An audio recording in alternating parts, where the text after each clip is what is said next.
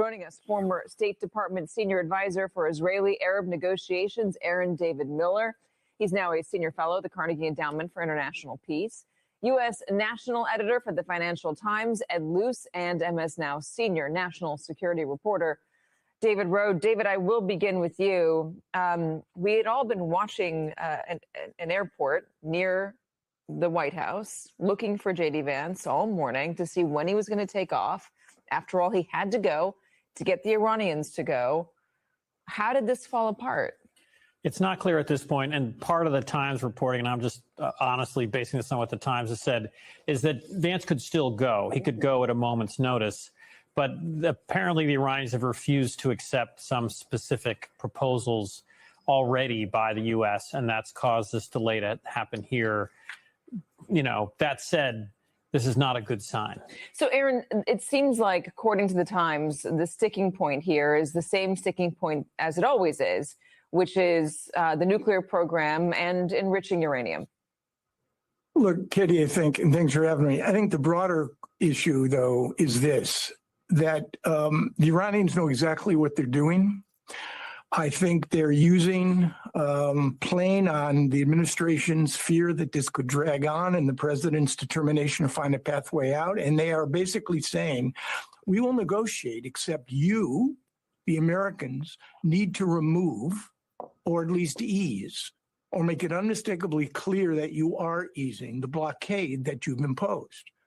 I think this is an issue. This is a bargaining issue. I think the Iranians are prepared to go back to the battlefield if necessary.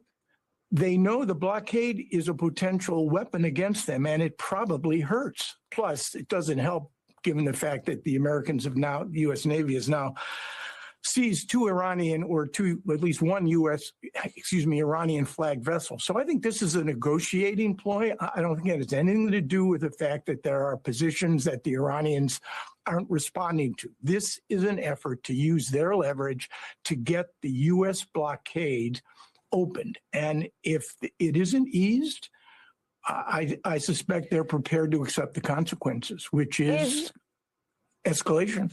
Is this ultimately, though, a game of chicken? I mean, is that what the U.S. is engaged with? Who can last longer on this?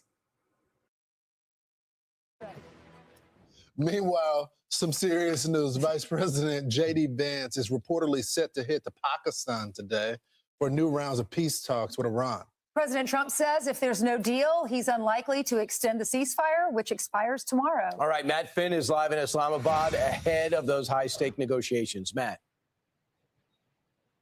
Ryan, the U.S. delegation led by the vice president has not publicly confirmed its anticipated travel here to Pakistan. This is really an hour-by-hour situation. The United States seems to be all systems go, but state media associated with the Iranian regime has been reporting that Iran has not confirmed that it's sending a delegation here to Islamabad. Now, Iran's reluctance to publicly confirm the second round of peace talks may be Iran posturing or doing PR. So far, the U.S. has seemingly not pulled the plug. Iranian state media claims one sticking point is the U.S. blockade. State media has said as long as that blockade remains on the Strait of Hormuz, Iran may not negotiate. But the president has said the blockade will remain in place on the strait. And the president is also warning about the future of the two-week ceasefire, which was broken anyway and is set to expire tomorrow. Now, we did an interview with the head of the European Ship Owners Association, which says it represents about 1/3 of the world's ships. Right now, the Strait of Hormuz remains closed, and Iran is asking to inspect ships carrying billions of dollars in cargo and is demanding fees. It is unacceptable that that the lives of seafarers and the safety of the seafarers are put at risk. Seafarers that they're just doing their job, especially in international straits such as the Strait of Hormuz. The United Nations Convention on the Law of the Sea must apply, in particular the principle of free transit passage. And one of the latest updates from the president of Iran's republic, he says that Iranians do not submit to force, referring to the United States. We will keep you updated on these critical second round of peace talks here in Islamabad. Back to you, New York. All right, we'll see. All eyes in Islamabad. Thanks so much, Matt. The first three didn't submit to negotiations either, Brian. and they're no longer with us. Right. And a lot of the IRGC leadership has been killed. Yeah. Certainly, they've lost 40 people in the initial strike, including the Grand Ayatollah. Without the ISW, the Institute for Study of War, has a story that The Economist kind of brought up in the first round of talks. I guess they had about 70 people there, but they couldn't agree. They were fighting with each other. And it was the Pakistanis that were, guys, settle down, come up with one message. We sent 3 people. Yeah. They have a lot of different people because we killed a lot of them, eliminated them. But now, Ainsley, it's a battle between General Ahmed Fakidi, he's from the IRGC, and Mahmoud Bakhtir Ghalibaf. Now, Ghalibaf is a childhood friend of Soleimani, but he decided to go the political route. Soleimani went the military route, and initially he seemed to have the political power. But the IRGC has the guns, and they seem to be having the harder stance. We don't know who's going to emerge from They this. say that this internal split, it's about relations with the U.S., obviously. It's also about their economic policy and management of the Strait of Hormuz. So it's a difference between the diplomatic wing, which is the one Brian's talking about, Ghalibaf, speaker. Yeah. which is, yes, and that's Iran's parliamentary speaker. And he has been meeting with Witkoff and with Jared Kushner. So now it looks like maybe the IRGC is stepping up and saying, because we're not happy with the direction of these talks, then maybe we need to put Vahidi in place, or maybe this is coming from the supreme leader, because apparently, according to this, he's the only official that has direct access to the supreme leader. So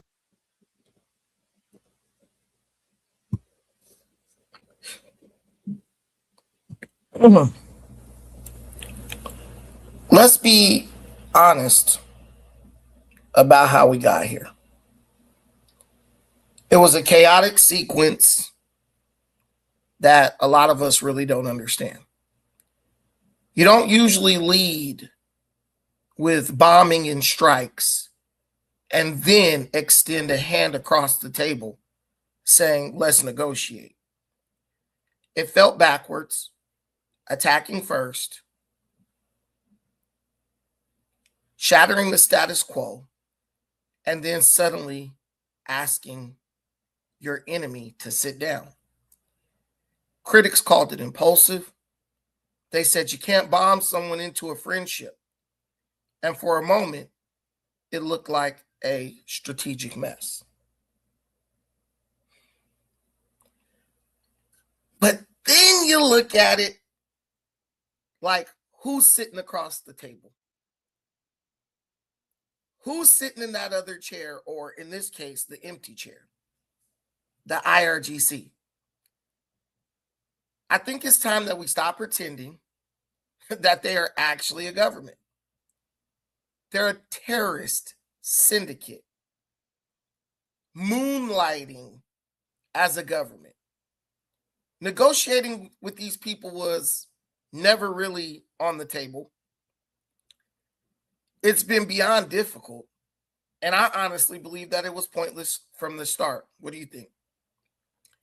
Yet, there's something telling in the attempt, the fact really, that Trump even tried to talk to these no-good, bamboozling, hoodwinking swindlers. The fact that this guy even took the time to say, you know what? Let's see if they want to come to the table. There's something that is satisfyingly human about the fact that Donald Trump actually had the patience to want to sit down and talk to a regime that has spent the past 40 years chanting death to America. Not only have they been chanting to death to America, they've literally been conspiring for his demise for years. In my opinion, this shows a side of Trump that only Americans really know. This shows that Trump believes in redemption. It shows a heart that actually hopes for a peaceful way out that doesn't involve more blood. He gave them a door to walk through. He gave them an opportunity, even after they tried to take his life. See, I don't want anyone to be confused thinking that there isn't something about this that's not personal for the Orange Man. They tried to assassinate this man multiple times. This is proven. People have been sent to prison behind this. Just think about that. No other president has been hunted by a foreign power quite like Trump. Iran has done more to personally wound, threaten, and dismantle this man than any adversary in modern history. And yet he's still willing to talk. I know I wouldn't be willing to talk. I know your mama wouldn't be willing to talk. Y'all be like, where the button at? Because I need to hit the button on these fools. We'll be on some, let me take them out before they get me. But Trump's not doing that. And that's exactly why he's the only person who's really qualified to make the call right now. He isn't looking at a map. He's looking at an enemy that has tried to kill him, an enemy that he knows intimately. Where are we now? The second round of talks are dead. They refuse to come back. MSNBC is talking about, well, maybe they still could come back, but blah, blah, blah, blah. Fox News seems to have a little bit more insight on it.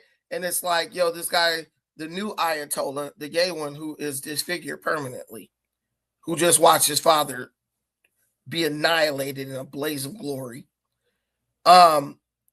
He's only listening to his personal childhood buddy, who is a hardliner. But ultimately, the fact is this. They chose darkness. They've lived for 40 years under darkness. And they're choosing to remain in that darkness. They were given a chance at peace, but they didn't want it. So the time for the handshake is over. Trump tried the heart. Now we got to use the hand. We got to use the hand to grab that belt again and continue to put belt to ass. It's a tragedy, I know.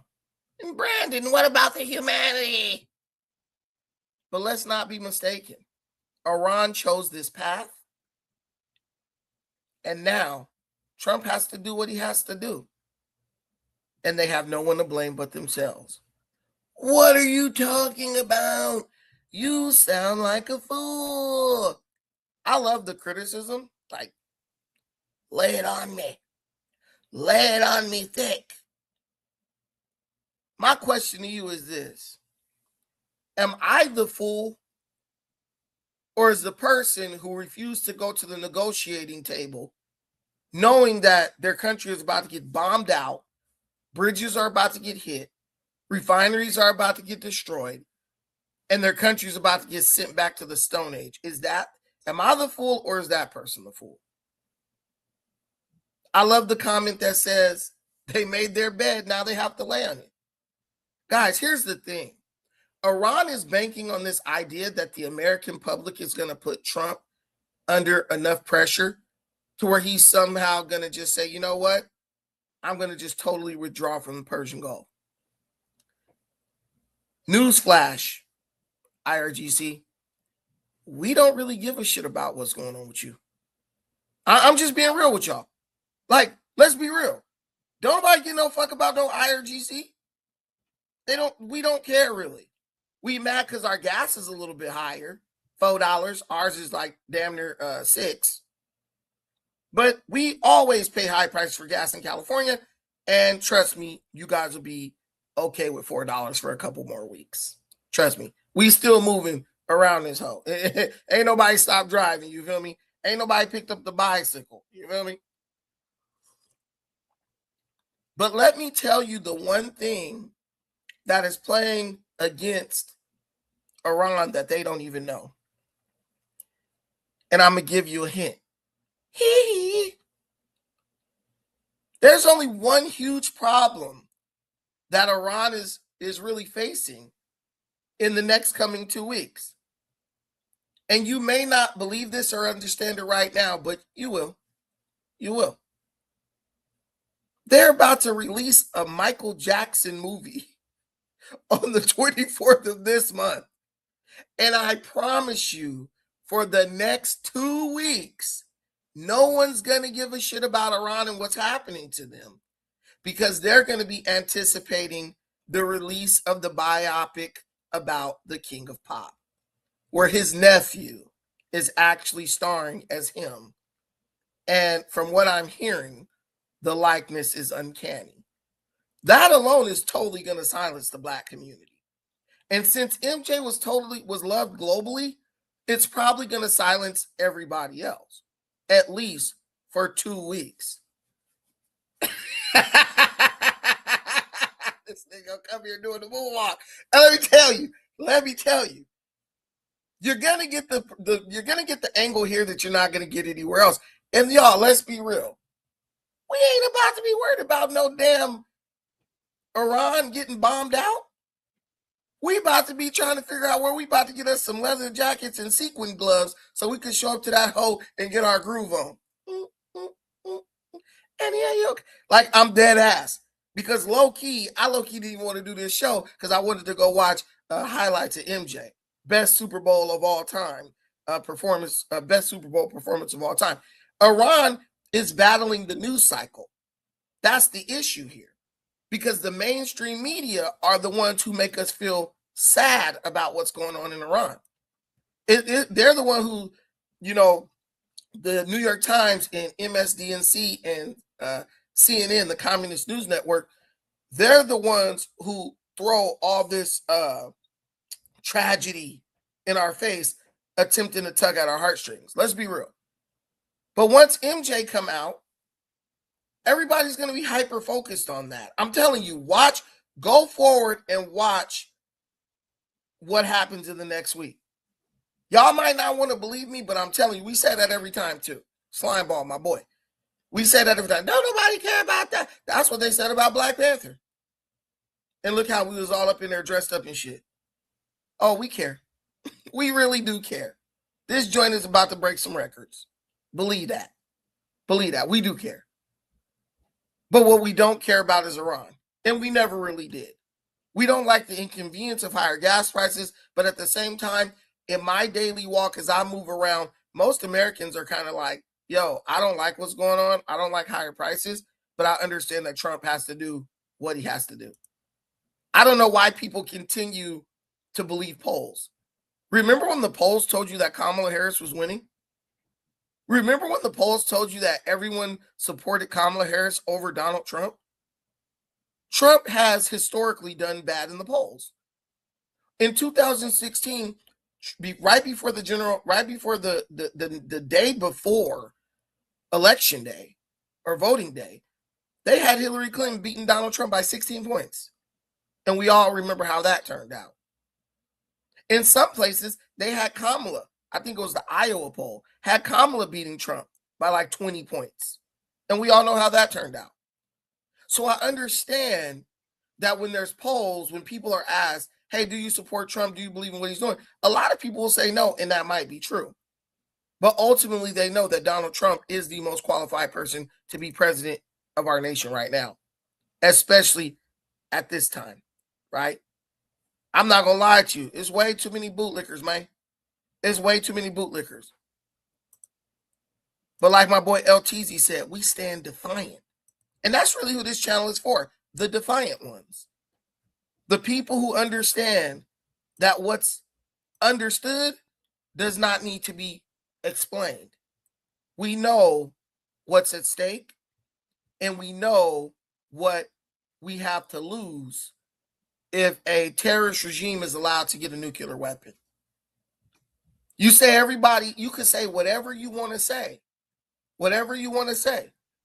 but nobody can buy gas if they're dead. Your children are here. Your wives, your husbands, your side chicks, for some of you dudes, your DL boyfriends are here. The people you care about.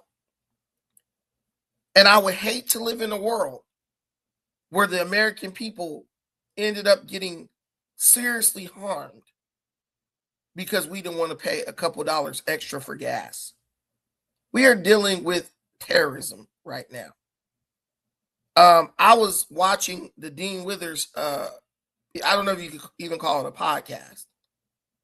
And I realized something about him. I realized he's only like 21 years old. And when he was like, oh, I'm 21, I was born in 2004, I realized, I said, oh. So that's why they're so, strong and stubborn in their opinion. They don't remember 9/11. They don't know what Islamic terrorists are really capable of.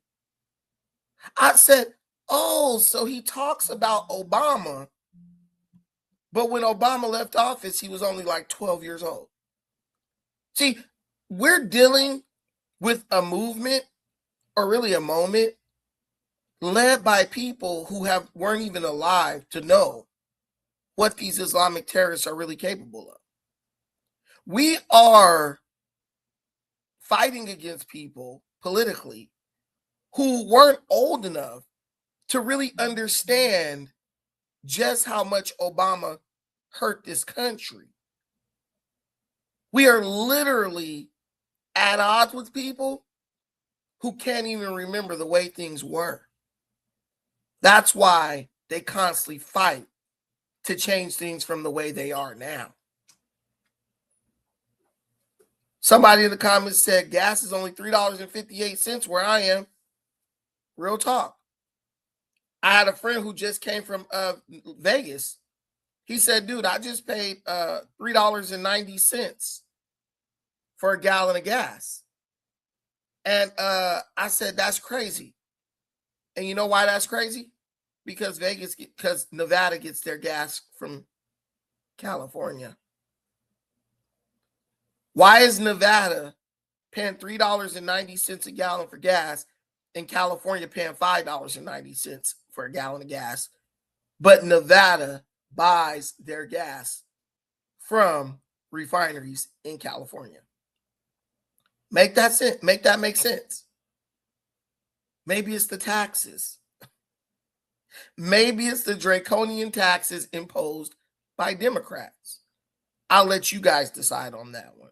Why does the state that sells them the gas pay more for the gas than they sell it to the state next door for? Right? Let's keep it real. Oh, yeah, Zarth, I know. Nixon, gold standard. Facts. But what I'm telling you is, when you sit up and you judge Trump and you pretend like you got it all figured out and Trump's a fool. Guys, just remember, we've been getting got for the past couple of decades before Trump ever thought about running. If you really want to be real about it. Why is it that we were willing to put up with all types of nonsense under Biden? Ridiculous gas prices, hyperinflation, etc., right? But now when Trump is doing something and you can clearly see, like, we got high gas prices, but at least we know exactly why the prices are high. That's what matters, knowing why and knowing what it will take to lower those prices back down. We had 14% inflation under Biden, and no one could explain to you why. That was the issue.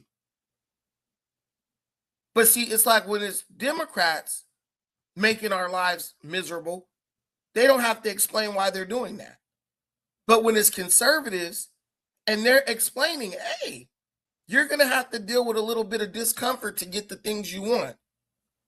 Oh, we all up in arms about it. I bet you the people in Iran don't even know that they're about to get bombed because their leaders refuse to go to the negotiating table. You know why? Because they're under a media blackout. Zero internet, while women are being sentenced to death all over the country for participating in the January protests about the economy. But that's what many of us pretend like they would prefer. We pretend that we would trade the light of America, because sometimes it's a bit bright and that might blind us a little bit, to go live under the darkness of a regime like Iran. And it's just not true. It's just something we're saying because we do not like Trump. We don't like his style.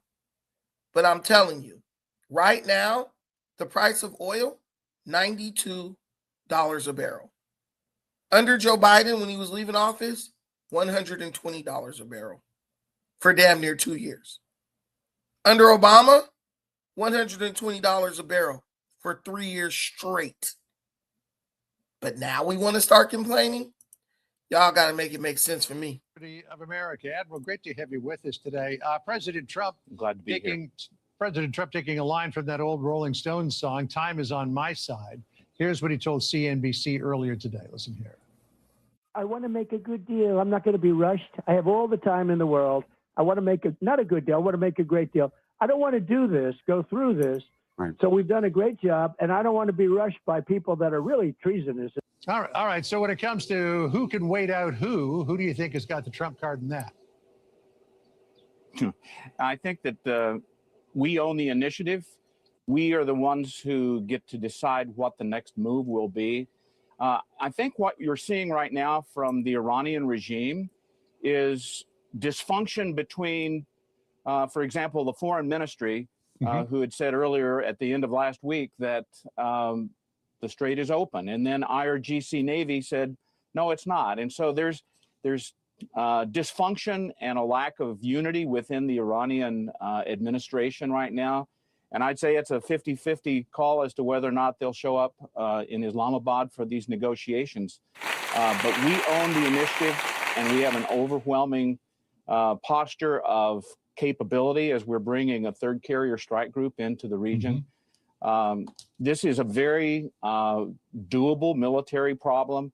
It requires some time. A blockade doesn't happen overnight, and it doesn't create effects immediately, but it is a means by which we can pressure the Iranian regime increasingly so.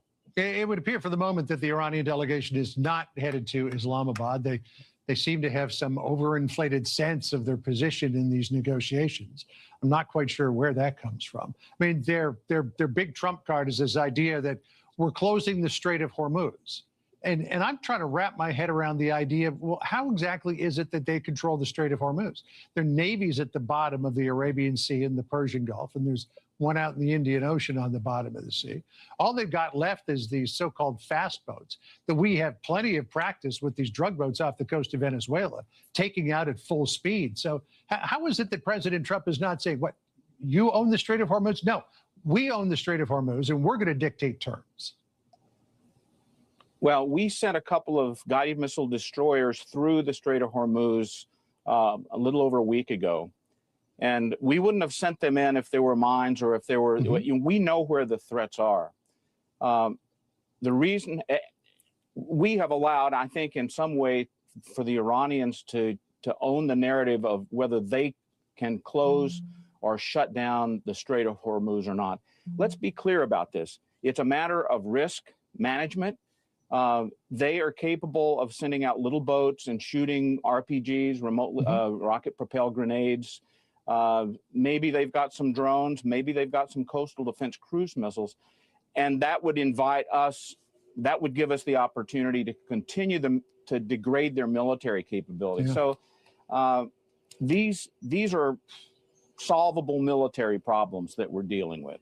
Yeah. You know, the Iranians, to a large degree, are, you know, like those fish that blow themselves up to make them look like they're bigger than they actually are. Because listen to what Mohammad Ghalibaf, sorry, who's the Speaker of the Iranian Parliament, said about the days ahead. He said, Trump, by imposing siege and violating the ceasefire, seeks to turn this negotiating table in his own imagination into a table of surrender. We do not accept negotiations under the shadow of threats. And in the past 2 weeks, we have prepared to reveal new cards on the battlefield. What new cards? Well, I think one of the legitimate military targets that we could go after is their infrastructure to be able to communicate amongst themselves. And so therefore, the Iranian regime, by our standards, is irrational. Let's just be honest about that. They don't think the same way that we do, and so it's our job. Yeah, that and that's what we all understand. Like, one thing American people fail to realize, a lot of us, is that we like to look at other people, other groups of people from other countries, as if they think the same way we do. They don't. I really wish people would travel more, because if you did, you would understand that everyone doesn't think like an American. A lot of people have a lot of different ways they think, and it would shock you. It would shock you if you went to other countries and saw how backwards the thinking is. When you're dealing with a terrorist regime, them not coming, we look at Iran saying we're not going to come to the negotiating table, as Iran being in a position of power and they're not going to be bullied or pushed around by America. But in reality, what that probably mostly is the Iranian government, the RIGC, they feel like if we go to the table to negotiate, all of our enemies within our own country will realize how weak we really are, and they'll probably try to attack us. So this is like a survival mechanism. IG Love said, "Dumb has never made a good deal." Well, you know what? I wish JG Love would come up and tell us what he or she would do. That's look, the link is in the comments. To come up. Y'all, I would love for y'all to come up and be like, yo, this is what I would do instead. No, JG, come up. Tell me what you would do. Because I really wish we participated in the discussion more, because I would love to know what these people who are calling somebody a dumb would do. I criticized Trump at the beginning of this stream. I understand where I feel like he was dumb, the things he was dumb to do. But now, based on where we are, I'm like, hey, I don't really see another option. He's trying to give him a chance. I get that, because nobody wants to like hurt the innocent people. But what do?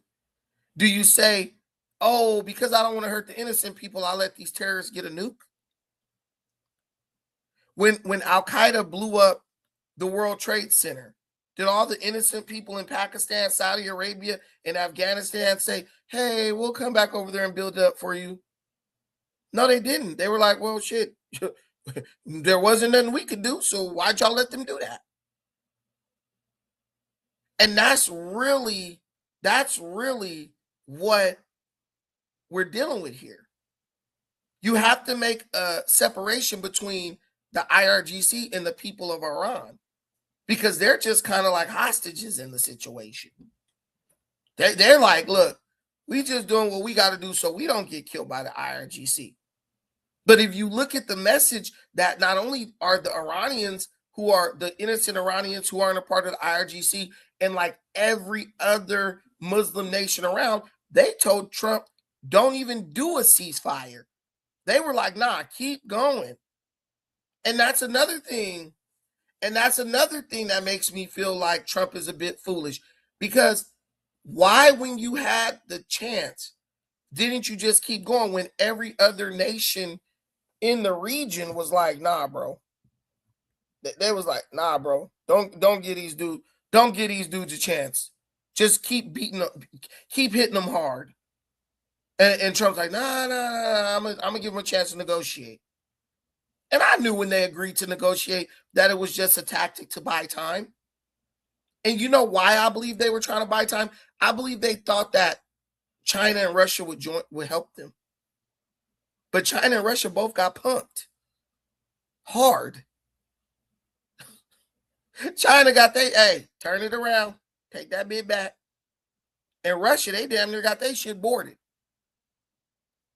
And then y'all just saw we seized an Iranian tanker. At this point, like Trump said, Iran has no more cards. Iran has no cards. He was on point with that statement. So now to hold out is just to torture your own people. And they don't care about their people, so they don't matter. A desperate terrorist regime attempting to cling on to power. Who blew up the World Trade Center? Oh, God. Oh, God. Hey, Sabari, do you want to come up and tell us who blew up the World Trade Center? Here we go. It was the United States. We know where you're going with this. But guys, listen, we live in real life on this channel. We don't live in fantasy land. We live in real life because we got families to take care of and kids to support. Yeah, we can't play with y'all. We know y'all still in, y'all mind is still in high school, a lot of y'all. We don't got time for that. We gotta, y'all, my people come here, they come here to get the facts as we understand them, to be right now. And if the facts change, we will update and report and change our message based on the facts. But what I'm telling you is the populations of these countries that we feel sorry for and that we sympathize and empathize with, bro, they're literally like, keep going. Get them out of here. We can't do it, so we're relying on you to do it. But these guys are nuts. So the Institute of Study of War, our friend Jack King, puts it this way. The Iranian parliament speaker, Mohammad Ghalibaf, appears to be engaged in a serious intra-regime debate with the IRGC commander, Major General Ahmad Vahidi, and other senior regime officials opposed to negotiations with the United States. Vahidi appears to have the upper hand over Ghalibaf at this moment. Vahidi is reportedly the only Iranian official with direct access to the supreme leader. It is serving as a conduit for relaying key decisions to the other regime officials, according to Israeli media on April 19th. So it's kind of hard to get a deal done. I mean, yo, wait a minute. Did Lawrence just mispronounce the word conduit? Come on, black man. Come on, black man. You on TV, dog, mispronouncing the word conduit. Come on, man. Come on now, dog. He got me on my boosie.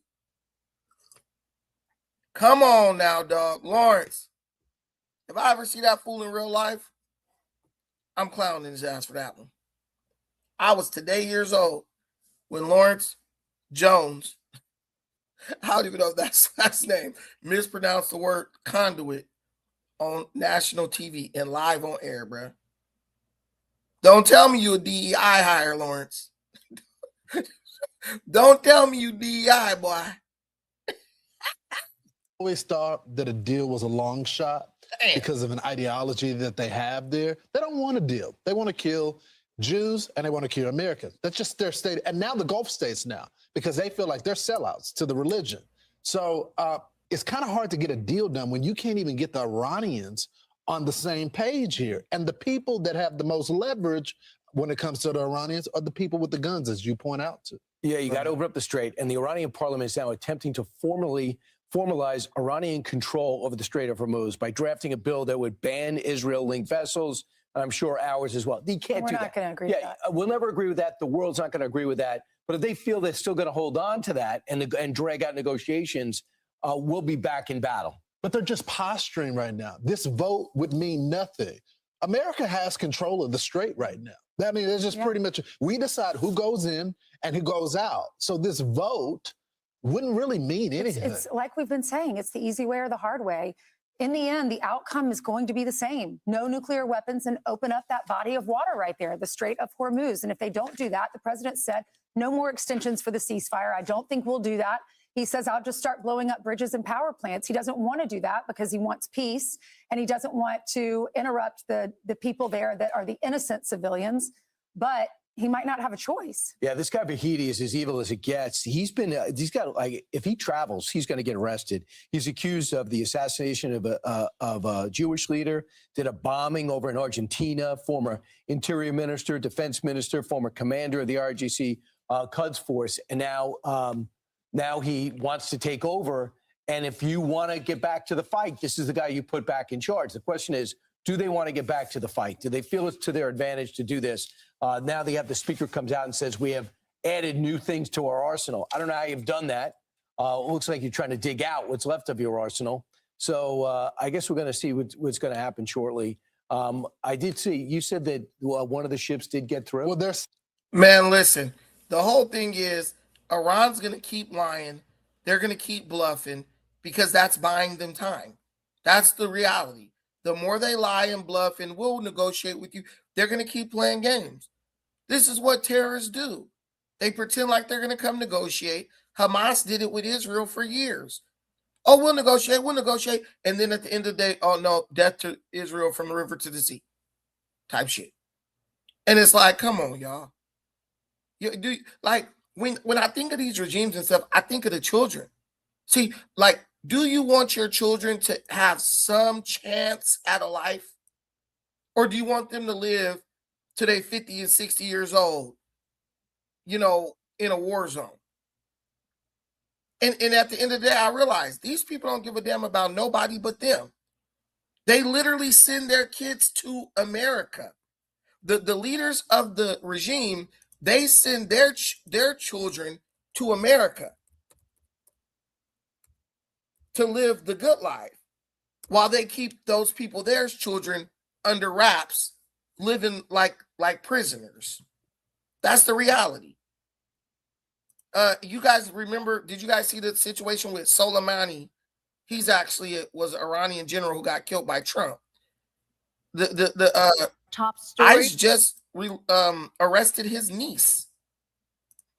While the hardliners over there, the friends of her damn uncle is over there acting a damn fool. She in America living her best life, living up in Beverly Hills, rich as hell, on a passport or a green card. Like, this is what they do. These people have estates in Europe and all these different places. They go live there while they're subjecting the people within their country to unthinkable oppression. They don't even live under it. You saw the Iranian foreign minister. He's living in Lebanon. He ain't dealing with the IRGC's bullshit. He's holding the title. But he won't even live under the regime that he's a part of. That's what they do. I do know basic history, friars. Liar. You like, let's check out this. Soleimani's niece arrested. Hey guys, you notice we had no blurring and no glitching. I figured some things out. I became a techie last night. I had to go up in here in the GPU and the CPU and the ICU, intensive care unit. I had to go up in there and figure it out. But I do it all for you. Top story tonight, the niece of a slain Iranian general and her daughter arrested by ICE here in Los Angeles after their green cards were revoked. Secretary of State Marco Rubio says they voiced strong support for the Iranian regime. Fox 7's Rachel Aragon joins us now live from Tujunga, where the two had been living. Rachel. Yeah, with this war in Iran escalating, continuing as we speak right now, Susan, a DHS spokesperson recently stressing that holding a green card here in the U.S., they're calling this, of course, a privilege. They also stress that anyone who poses a serious threat with that status could risk having their legal status here revoked. Actually, I was surprised, and it was quiet everywhere. So. Residents living along this serene and quiet Tujunga neighborhood shocked to learn about their next-door neighbors, the niece and grandniece of slain Iranian general Qasem Soleimani. The two were taken into custody by ICE on Friday. I wasn't home, but my wife told me that they've been like an hour. These are photos of Hamadish Soleimani Afshar, identified as Soleimani's niece, and her daughter from their Instagram accounts. Secretary of State Marco Rubio said he revoked their green cards, citing Afshar's vocal support for the Iranian regime and social media posts celebrating attacks on U.S. military personnel. Rubio saying on X that until recently, the two have been living lavishly in Los Angeles. In the post, he goes on to say the Trump administration will not allow our country to become a home for foreign nationals who support anti-American terrorist regime. Neighbors say the two kept a relatively low profile. I mean, did you ever see them come by? No, I never saw them. From time to time we did. It wasn't all the time. The world is a safer place without these monsters. This is President Trump in 2020 after Soleimani was killed by a U.S. airstrike in Baghdad. DHS says his niece, Afshar, entered the U.S. in 2015 and obtained a green card in 2021. And the niece and grandniece right now of Soleimani are still in ICE custody, waiting removal proceedings from the U.S. Should also mention Afshar, the niece of Soleimani. Her husband is also barred from entering the country. Pre-live tonight, I'm Rachel Aragon. I'll send it back to you. Rachel, is this a unique situation, or has the State Department pulled other people's green cards in relation to relative to the Iranian conflict? And the niece and grandniece right now. State Department also just addressing that soon. They said actually recently they also removed the legal status of a daughter of a high-ranking Iranian official as well as her husband. But as we heard right now from the department itself, they're calling, of course, a green status a privilege, and anyone posing any kind of threat, and especially aligning themselves with the terrorist regime, runs that risk of having their status revoked. Rachel Aragon, thank you.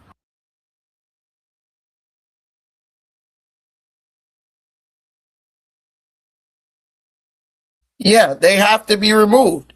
But the point I'm making is this is how terrorist attacks start. You got people who are loyal to these regimes, who are relatives of these crazy terrorist idiots, and they're right among us. But this is how terrorism goes global.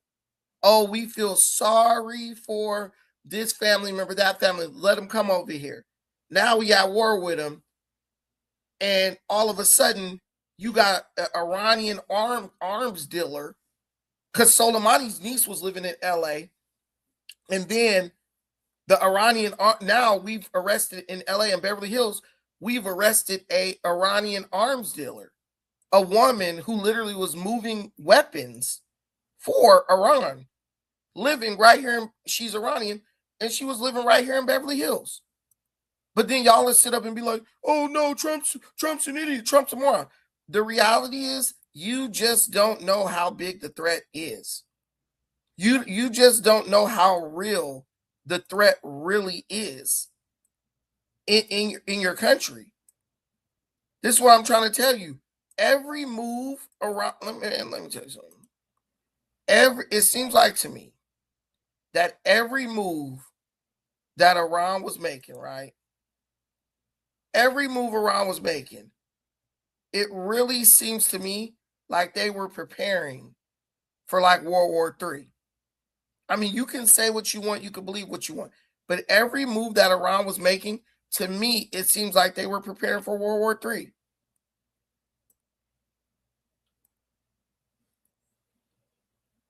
Because, like, look at how many ballistic missiles they were creating. Look at how they have strategically put certain people in certain places in the United States and all over the world. Let me play this real quick so y'all could get some understanding of how real this shit is. A woman, you would have never suspected this lady was moving weapons for the IRGC. And look, this is what they look at Proud FBA. Yeah, Brandon, you should enlist. Bro, you sound like a child. That's probably why you believe you're going to get reparations. Because you got a childlike mindset. Bro, this lady looks like a regular, she's actually kind of fine. She's a regular woman who used to make her neighbors dinner and invite them over her house. Whole time she's moving weapons and missiles and shit for the IRGC. Come on, man. Federal prosecutors say she brokered the sales of drones, bombs, and ammunition from her Woodland Hills home, working as an agent of Iran. Today, Shamim Mafi made her first court appearance. Fox 11's Christina Gonzalez was at the hearing and joined us live from the federal courthouse in downtown LA. Christina. Well, she's about to make her first court appearance. We have been waiting all day. It's not even an arraignment.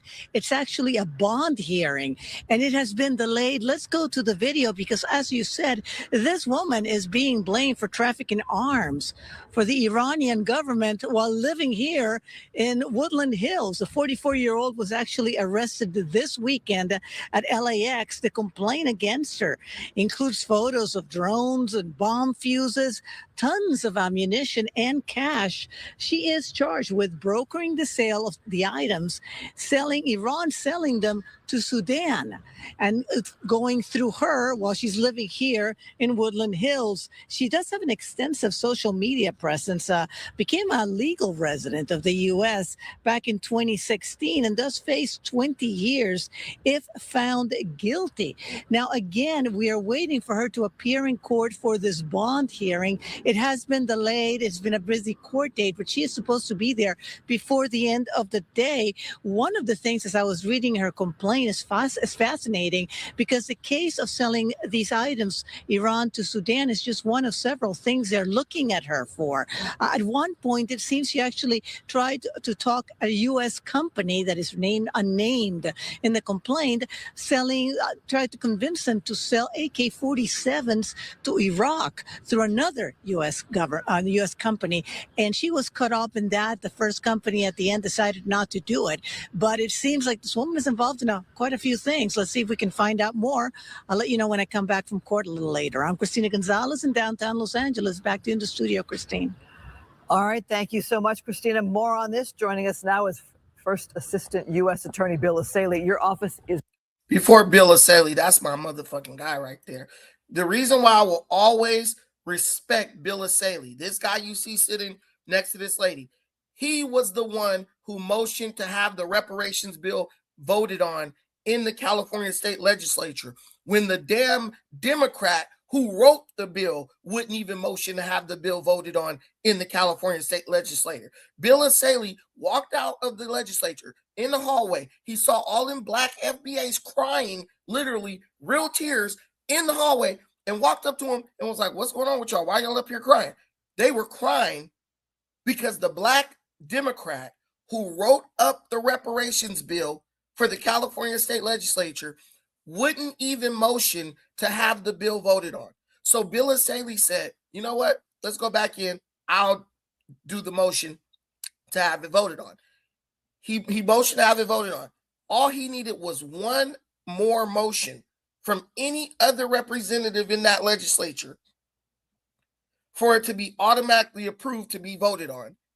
And do you know not one California Democrat was willing to second his motion so that bill could get voted on? Not even the black bamboozler from over here in Gardena who wrote the damn reparations bill. I will always have respect for this man. I will always have respect for this man. He is a Republican. But y'all, see, this is what I'm telling y'all. We black folks don't know whether they coming or going. Too damn lazy to do the research and know what's what, but to try to get up in somebody's face, calling them dumb and ignorant, and they don't know what they're talking about. No, you are ignorant. You don't know what you're talking about.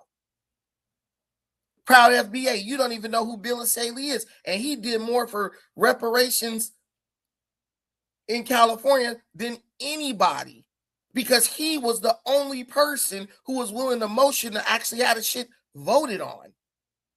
And the Democrats, they know they lying to you, and they know that they're using it as a political weapon just to keep leading you along for the next 20, 30 years. So they wouldn't even second the motion because they didn't want you to see them vote down reparations, which is what they're going to do inevitably if it ever does get to the point where it gets voted on.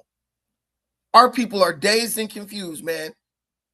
Keep coming back to Defiant Brandon if you want to know the truth and the facts, not the fuzz. We facts over feelings over here, but I will always have a respect for bro. 100%. He did more for black people in California than anybody. Put some respect on Bill Essayli's name. And now he's the state attorney and he's handling business. I mean, he's a federal attorney. Now he's handling business. But what I wanted to say was this. This lady was doing all that and she lives right here in LA, right by us. Right? Oh, yeah, a.k.a. Pan-Africanism Strikes Back. Come on, bro. I'm like the Lord. I go by many names. Guys, I'm still a Pan-African, always and forever. Anyway, so so the lady's living right in LA. But what's crazy, right? You are one of them. What are you talking about? Anyway, so when the lady was a terrorist, basically. She was a terrorist. She's living right in LA, where the idiots is talking about free Palestine and Trump's dumb and get out of Iran and justice for Iran, right? Where you think she was going to do her terrorist attack at? She was going to do it right in LA. In all of LA. She was going to do it right here because the terrorists don't care if you're Republican or Democrat. The terrorists don't care if you if you marched for them in America. They just want to kill. They don't care. They don't care. 9/11, right? That was in New York, one of the most liberal places on earth. They still attack New York. LA is probably the second most liberal place on earth, if not the first. They will still blow this motherfucker to smithereens without a second thought. I keep telling people, you can be a Democrat, you could be a Republican, but at the end of the day, you are an American. A threat to an American anywhere is a threat to Americans everywhere. You better know what team you on. You better know what team you on. Don't be like some of these people in my comment section. Oh, keep dancing. These people have no loyalty to anything. They're not even loyal to their own community. I'd be damned if I listen to a black person tell me what I need to do politically as far as like one of these FBAs or any of these people. These people aren't even loyal to their own families. Most of these dudes won't even pay child support for their kids. But they're going to tell you how you should be conducting yourself when it comes to your country. We got one country, and most of y'all ain't even got no passport. So you're going to let this country fall. These people hate on an African immigrant, but then jump up and defend an Arab terrorist because some liberal white woman told them to. Y'all just got to make that make sense for me. They not even they not even loyal to their own grilled cheese. Damn, truer words were never spoken. They not even loyal to their own grilled cheese, dude. I love that saying. Let's go. Let's keep it moving. Guys, please don't forget, we do have several donation vehicles available to us. We have Cash App and PayPal pinned to the top of the chat. We also have a $5 challenge. There's this little create a challenge button in the comments. And I bet YouTube that my loving audience would donate me $5 super chats before the end of the show. And if you were willing to make that happen, I'd be greatly appreciative. Till then, if you're not in a position to do so, please hit the like button and share the content. Let's show them we over here working, doing work. Bill O'Saley, my friends. Prosecuting this case. Yes. How are you feeling about it? We believe is a really strong case. We executed a search warrant late last summer when we started building this case, and we had to accelerate the case when we learned she was getting ready to leave the country. And we found out she booked that flight to Turkey. She was planning to fly out Saturday. Yep. So we moved quickly to get the information before a judge, and we got the. Yep, that's where they fly. When they fly, look, when they fly to Russia or when they fly to Iran, they first fly to Turkey. I was just in Kenya. I flew through Turkey. I was sitting next to a Russian babe who was going back to Russia from LA. And I guess she had a boyfriend and they broke up. She was crying. She got drunk as hell. She got so drunk they wouldn't give her no more alcohol. So she asked me to order alcohol for her and give it to her. And I did. Because I'm a sucker for love. I'm a sucker for a pretty face. What can I say? But when she told me her story, her breath was stinking like alcohol too. When she told me her story, I was like, damn, that's kind of crazy. Her boyfriend left her for a black girl. Crazy, right? These white dudes is snatching up these black chicks in LA, y'all. So if you want one, you better get them while they hot. Yeah. So they fly through Turkey to go to Russia or to Iran. And she was trying to run. She was straight up trying to run. I don't know. Look, you don't know nothing about love. Hey, that's my song. Y'all seen Jasmine Sullivan? She looking good. She got skinnier. Arrest warrant signed, and we arrested her at the airport at LAX on Saturday night. I had heard that she does go out of the country from time to time. That's not too unusual necessarily. Right, yeah, she does travel a lot to Turkey and Oman and a couple other places, and so we just didn't want to take a chance of her leaving and not coming back, and we also don't want her to do what she's been doing from anywhere else, so we stopped it now. So the accusation is that she sold drones, bomb fuses, ammunition destined for Sudan. Yes. Do you think that she acts with a network or alone? How's this working here? Well, she definitely works at the direction of the government of Iran. She definitely works with a network, bro. She's definitely worked, because everything, her even getting in LA probably was orchestrated by them, right? And just for y'all information, when you fly international, the drinks are free. So don't get any ideas that I was buying some Russian chick drinks on the plane. But anyway, yeah, she literally that lady literally works for Iran. Okay? But look at how she was right in LA, though. You know what would be ironic? If they did a terrorist attack at one of these Justice for Palestine or one of these pro-Iran rallies and marches.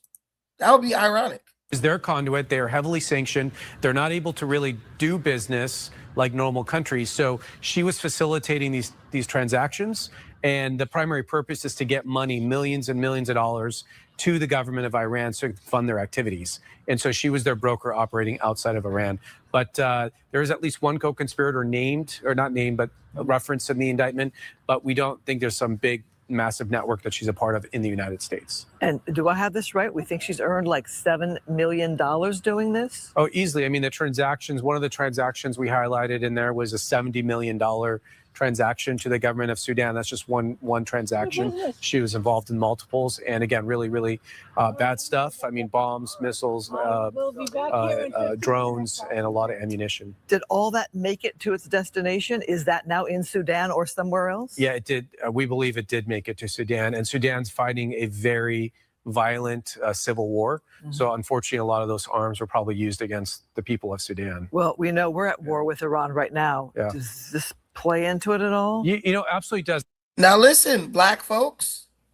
Listen, black folks. Did you hear what they just said? Where was the weapons going? Where were the weapons going that she was trafficking for Iran? Did they just say Sudan, where the Muslims are over there killing the blacks because they're black? Well, we know we're at war with Iran right now. A lot of those arms were probably used against the people fighting a very destination. Is that now in Sudan or drones and multiples? And again, really, really bad stuff. I mean, bombs, missiles, drones, and a lot of ammunition. Did all that make it to its destination? Is that now in Sudan or somewhere else? Yeah, it did. We believe it did make it to Sudan, and Sudan's fighting a very violent civil war. So unfortunately, a lot of those arms were probably used against the people of Sudan. Well, so let's go. What have I been telling you guys? What have I been telling you guys this whole damn time? What have I been telling you guys this whole damn time about Iran? They fund Muslim terrorist groups that kill blacks. And if you don't know, in Sudan, they are basically fighting a race war. They are basically fighting a war. Black Africans are fighting for their lives against Muslims, light-skinned Muslims, high yellow Muslims, for their survival. And Iran is giving those Muslims their weapons. What did I tell you guys? No one wanted to listen to me. Black Loki, shout out to you for keeping it real. I've been saying this. I've been telling you why I don't fuck with Iran. I've been telling you that. But nobody wanted to listen to me. I be reading and shit. I do research.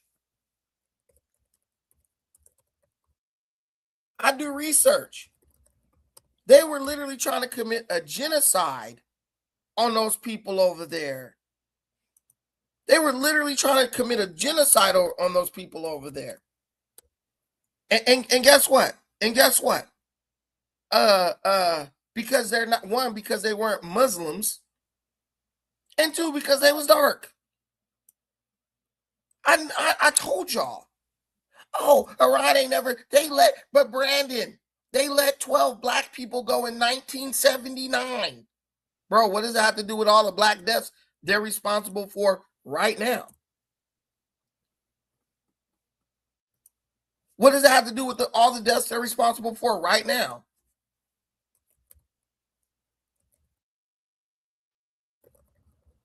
And then the country used to be just one country.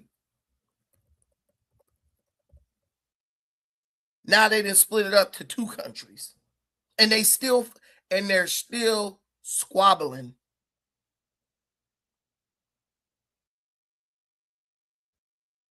But you don't want to listen. See, that's what they say. Ignorance is bliss. Ignorance is bliss. Now, Israel. They told me I was a Zionist defender, that I was paid by Israel. Whole time I'm looking at these fools like, I don't give a damn what's going on with Israel. I know Iran is giving weapons that kill blacks. I know it's happening. It's not about Israel at all. And I tried to tell y'all that a long time ago. But y'all didn't want to listen to me because the news and the liberal white woman was telling you. And their word is always going to trump a black man's word. I'm telling you about self-preservation. And y'all sitting up trying to tell me some nonsense about, oh yeah, you just defending that because you love Trump and all that. I'm like, bro, this ain't got shit to do with no Trump. This don't even got nothing to do with Trump. I know what Iran does. I've been knowing. If you paid attention, you would know. But you can come to me and I'll tell you. And I ain't going to hold nothing back from you. Look right here.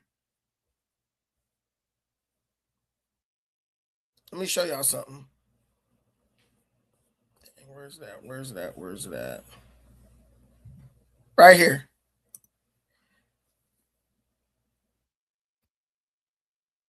Look. While the current conflict in Sudan is primarily a power struggle between two military factions, it has taken on significant ethnic and racial dimensions that many observers and international bodies has characterized as ethnic cleansing or genocide. Conflict over power and race.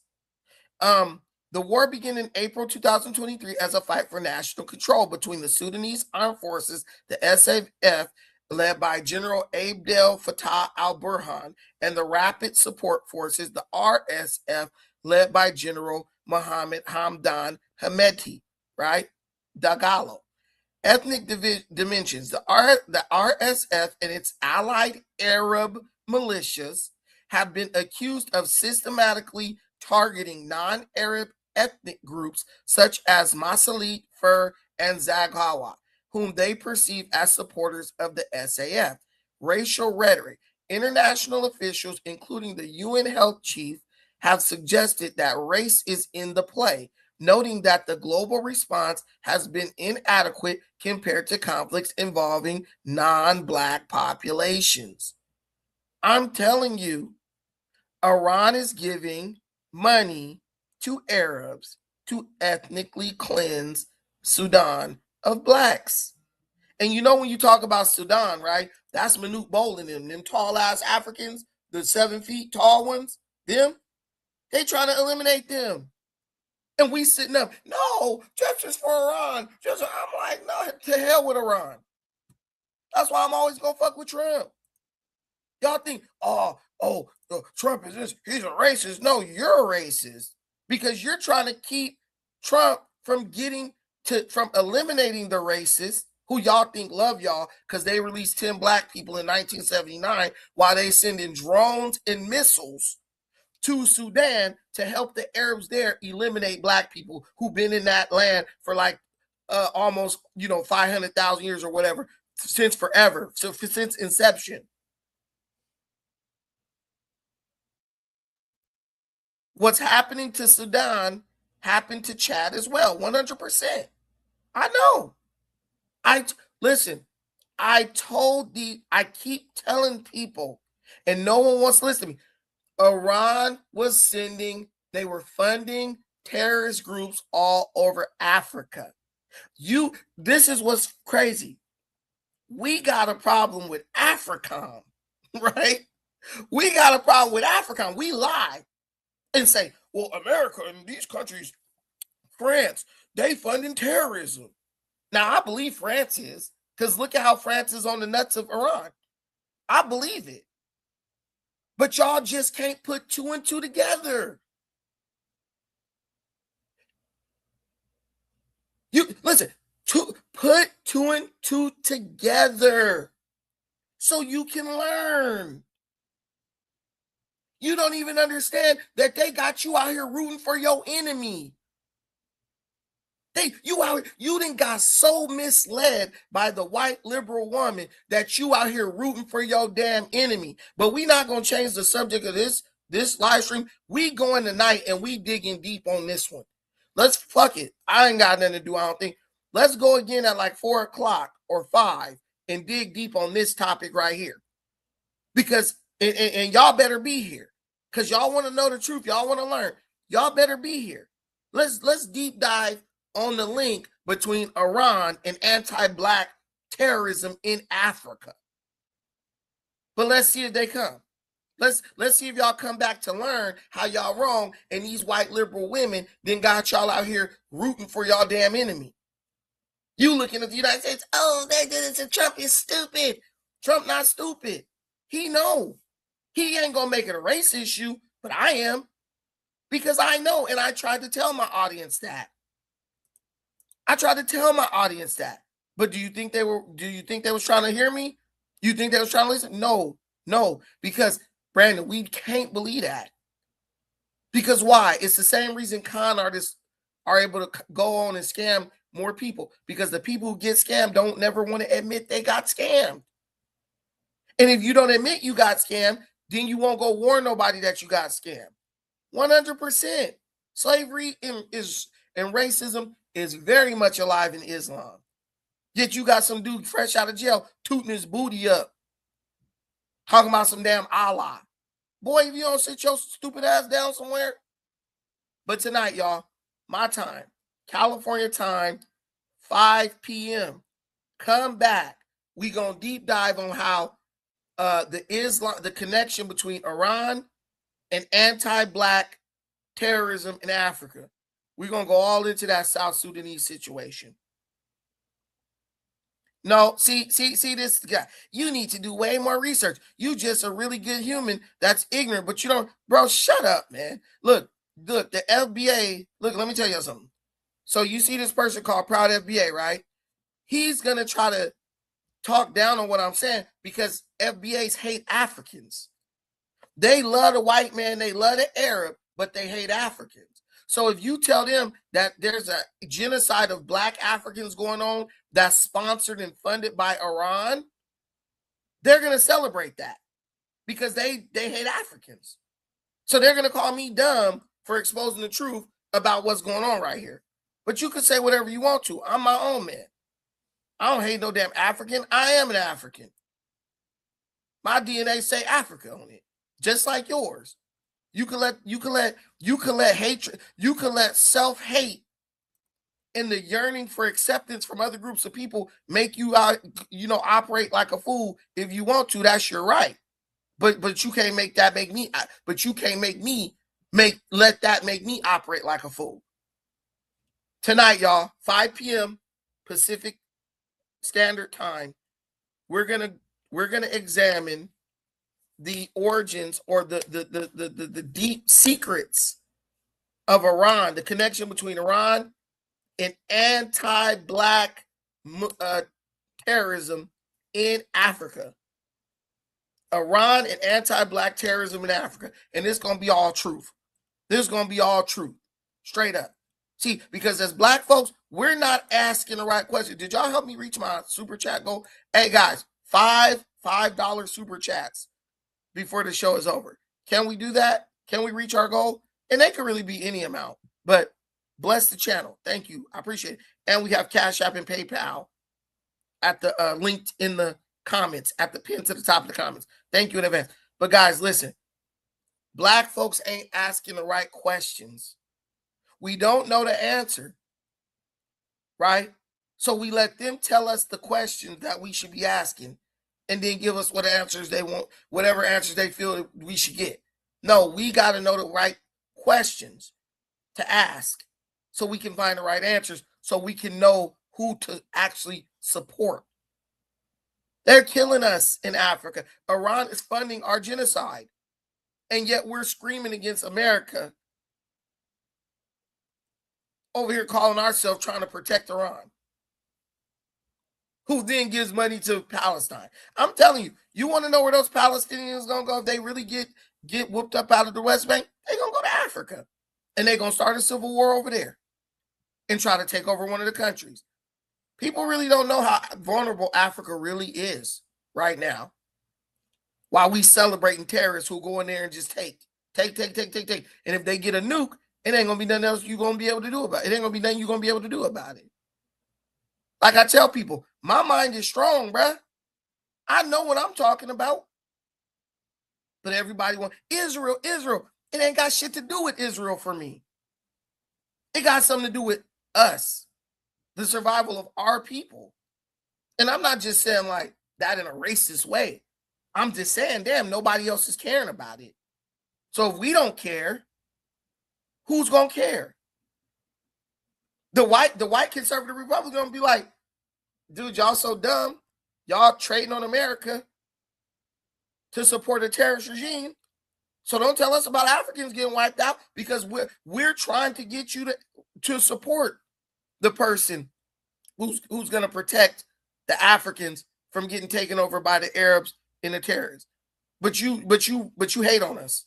So I get why they ain't trying to help you. Real talk. Hey, shout out to Jamal.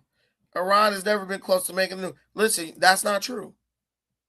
If you got 60%, this is a argument that Dean Withers was saying.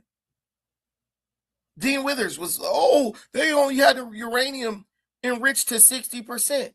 Well, at Trippy Taco, if you knew anything, you would know that once you have uranium enriched to 60%, you have the capability to make a nuke. See, everybody thinks you have to enrich uranium to 90% to make a nuke. Damn, that camera is hitting, boy. Everyone thinks you have to enrich uranium to 90% to make a nuke. That is untrue. That is simply fundamentally untrue. No, Loki, I'm watching everything you're saying. You just ain't saying shit. That is fundamentally untrue. You only need uranium enriched to 60% to make a dirty bomb, put it on a warhead, and you can blow up like 2 or 3 city blocks with that. You can make a nuclear weapon with uranium enriched to 60%, and Iran had uranium enriched to 60%. I'm not going to lie to you. I low-key believe Iran already had a nuke. I believe they already got one. And maybe that Midnight Hammers. And I believe that if they had one, I think the United States knew it. And I think that's why they launched that Midnight Hammer. I think that's why they launched that Operation Midnight Hammer. Right? But y'all, I'm telling you, America's nobody. We just the ones who tell them that we putting belt to ass if they do build one. This ain't no propaganda. Shut up. Shut up, FBI. Anyway, y'all, thank y'all for coming. Come tonight, 5 p.m. Pacific time. The connection between Iran and anti-Black terrorism in Africa. The connection between Iran and anti-Black terrorism in Africa. Be there or be square. We up. Thank y'all so much for watching this. I appreciate everything you do for me in this channel. Till the next time, take care of yourselves, but most importantly, please take care of each other. Peace.